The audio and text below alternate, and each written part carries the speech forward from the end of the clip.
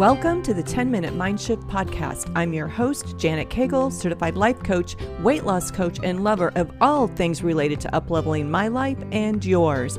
My goal is to help you get one step closer to your goal, whatever it is.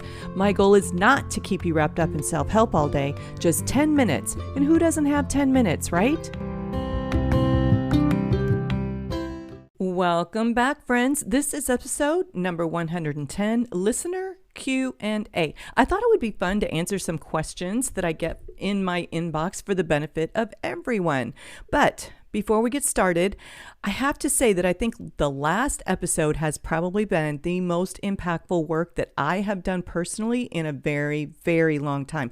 And I'm looking at pressure through a totally different lens and for sure getting significantly better results. Let me share a few ways that I have applied intentional pressure, just as an example. I've started tracking my macros in MyFitnessPal. Just doing that adds an accountability layer to honor my macros and therefore honoring my body while supporting the results that I want to create of being stronger and energetic with good balance. Tracking added just ever so much of a layer of accountability, and the net results is more energy and better physical performance. It has helped me up-level my fitness game tremendously.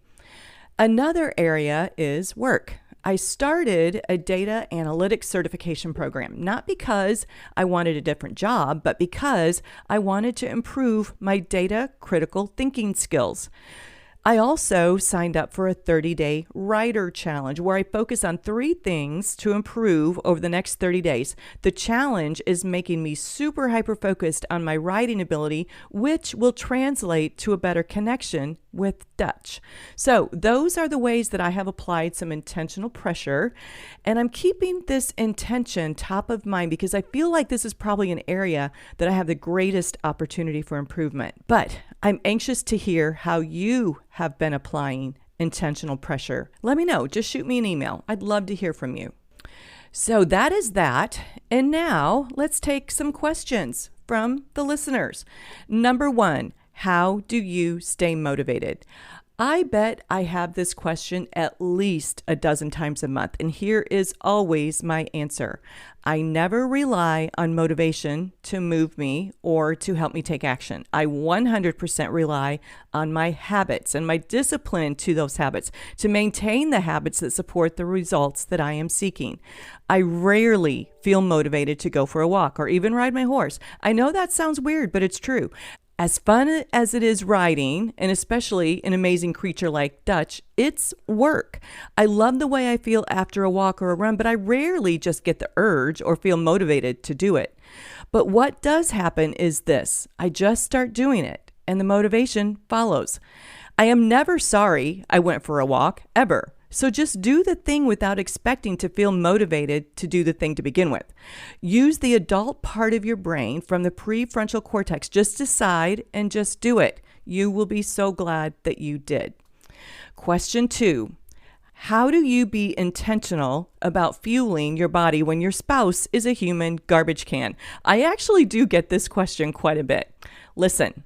I know it doesn't make it easier when you have someone who is not on track with intentional fueling, but they are not the ones making you eat what they are eating. You are. So here it is, the tough love with all of my heart, and I love you all tremendously, but you get to decide how you fuel, and you do not need them to be on board to do it. I promise. I know it feels like you are missing out if you don't participate in the sugary, starchy, all-you-can-eat banquet, but here is exactly what you will be missing out on when you choose differently. Bloating, inflammation, brain fog, fatigue, joint pain. That's exactly what you will be missing out on. On the other hand, what you have to look forward to is control, clearer thinking, more energy, lighter thoughts, all the good things. So just do it. All right, number 3. How old are you and how long have you been married? I am 62. This is 2023 when I'm airing this. So I'm 62 and Steve and I have been married for a little over 21 years. We've been together for probably about 23, 24. And I'll also add that he has a daughter and a son from his previous marriage, and I have a daughter from my first marriage. So between us, We have 3 kids, 5 grandchildren. We also have a donkey, 2 dogs, and of course, Dutch, and that makes up our family. Number 4. This is a good one. How do you know what is in my brain all the time? It's like you are talking to me sometimes. I am.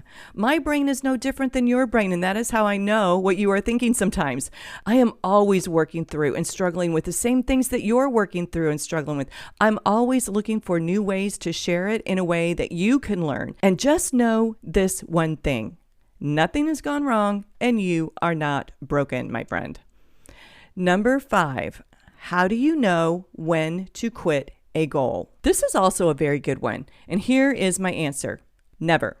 As long as it is a heart's desire, never. Now, if it's a prove something to someone or make yourself feel worthy, quit now. I have to stop and ask myself all the time, why am I doing this? Even my goal for bronze medal sometimes gets all wound up in my head, and I have to straighten it out and work on my relationship with that goal. So for example, I want a bronze for me because it will represent my evolution as a rider and as a trainer of my horse. I work with a trainer, but I ride my horse. It will represent my relationship with Dutch. And the one thing that I am committed to on this journey is the well-being of my horse and my relationship with him. He has no idea how awesome he is, and bronze medal means nothing to him.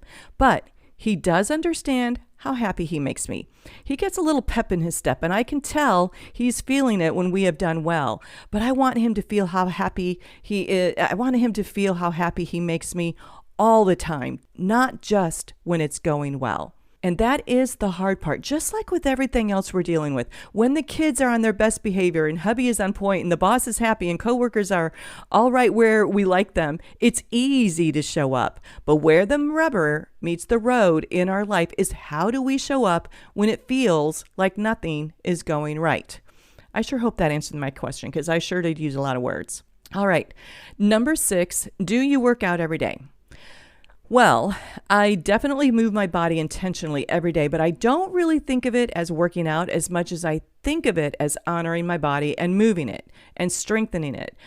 I think sometimes we can feel our motivation wane when we think of working out instead of just moving our body. But when I think of it as it's just time to move, I just do. How you do it and what you do, unless you have a physical goal in mind, does not matter.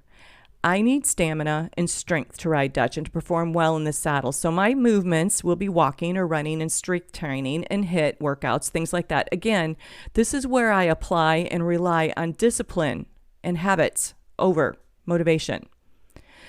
All right, moving on. Number 7, how long do you plan on working? I'm trying to figure out when to retire.